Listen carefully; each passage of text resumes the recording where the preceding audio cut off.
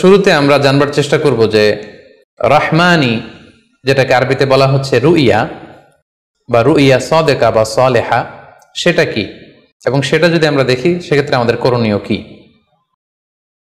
এক্ষেত্রে আমরা সহিহ বুখারীর একটি হাদিসকে উল্লেখ করতে পারি, যেখানে আল্লাহ রাসূল সাল্লাল্লাহু আলাইহি ওয়াসাল্লাম ইরশাদ করেছেন, ইযা রাআ আহাদুকুম রুইয়া ইউহিব্বুহা, তোমাদের কেউ যদি কোনো স্বপ্ন দেখে যে স্বপ্নটা সে পছন্দ করে, মানে স্বপ্নটা দেখে he feels good or she feels good, তার ভালো লাগছে, তাহলে বুঝতে হবে ফা ইন্নামা হিয়া মিনাল্লাহ, এই স্বপ্নটা আল্লাহর পক্ষ থেকে, এটা সাধারণ স্বপ্ন নয়, এটা খুবই অর্থবহ স্বপ্ন। তখন সে কি করবে? ফালিয়াহমাদিল্লাহ আলাইহা, সে তখন এই সুন্দর স্বপ্ন দেখার কারণে আল্লাহ শুকরিয়া করবে।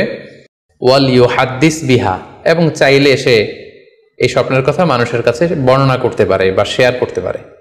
তাহলে সহিহ বুখারীর এই হাদিসের ভাষ্য অনুযায়ী আমরা যেটা বুঝলাম, আমরা যদি ভালো কোনো স্বপ্ন দেখি তাহলে তিনটি কাজ করা যেতে পারে। প্রথমত আল্লাহর প্রশংসা করা, যেহেতু আমি ভালো একটি স্বপ্ন দেখেছি, আল্লাহ শুকরিয়া বা প্রশংসা আমরা করতে পারি। দ্বিতীয়ত চাইলে সুসংবাদ হিসেবে এই স্বপ্নটা আমি কারোর সাথে শেয়ার করতে পারি। আর 3 নাম্বার হচ্ছে এমন ব্যক্তিকে আমি শেয়ার করব যে আমাকে ভালোবাসে বা যে আমার শুভাকাঙ্ক্ষী, তা না হলে আমি হিংসার শিকার হতে পারি।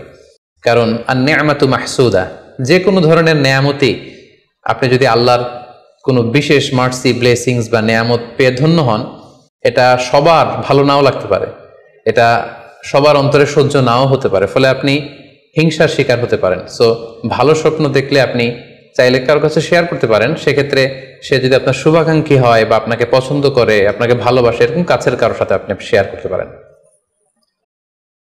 আমরা সবাই নিঃসন্দেহে এরকম ভালো ভালো স্বপ্ন দেখতে চাই, আমরা কেউই ভয়ঙ্কর কোনো স্বপ্ন দেখতে চাই না।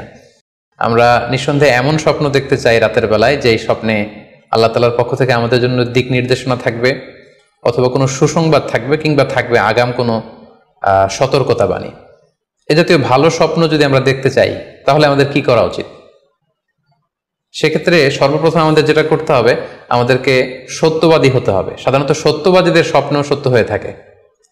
যেখানেই সত্য সেখানেই যেন আমার অবস্থান হয়, আমি যেন সবসময় সত্যের পক্ষে থাকি। 2 নম্বর হচ্ছে আকলুল হালাল, আমাকে হালাল খেতে হবে। যারা হালাল খায় তাদের স্বপ্ন সাধারণত সত্য হয় এবং অর্থবহ স্বপ্ন হয়। পাশাপাশি আল্লাহ তাআলার দেয়া যে আদেশ নিষেধ সেগুলো আমাকে মেনে চলতে হবে। 4 নম্বরে রাত্রিবেলা আমি যখন ঘুমাবো আমাকে অজু করে ঘুমাতে হবে। ওয়ায়ানামু আলা তাহারা, পবিত্রতার সাথে যদি কেউ ঘুমায় তাহলে অজু করে ঘুমালে রাতে সে যে স্বপ্ন দেখবে সাধারণত সে স্বপ্নটি সত্য হয়। যদি সম্ভব হয় ক্যাবলামুখী হয়ে শোয়া, ক্যাবলামুখী হয়ে আমরা শুতে পারি। এই বিষয়গুলো যদি আমরা এনশিওর করতে পারি, অর্থাৎ সত্যবাদী হওয়া, হালাল খাবার খাওয়া, আল্লাহর দেয়া বিধিনিষেধ সবসময় মেনে চলবার চেষ্টা করা, রাত্রিবেলা অজু অবস্থায় ঘুমানোর অভ্যেস করা, পাশাপাশি ক্যাবলামুখী হয়ে শোয়ার চেষ্টা করা, এই বিষয়গুলো যদি আমরা মেনটেন করার চেষ্টা করি তাহলে আমরা যে স্বপ্নগুলো দেখব সেগুলো সত্য স্বপ্ন হবে বলে আমরা আশা করি।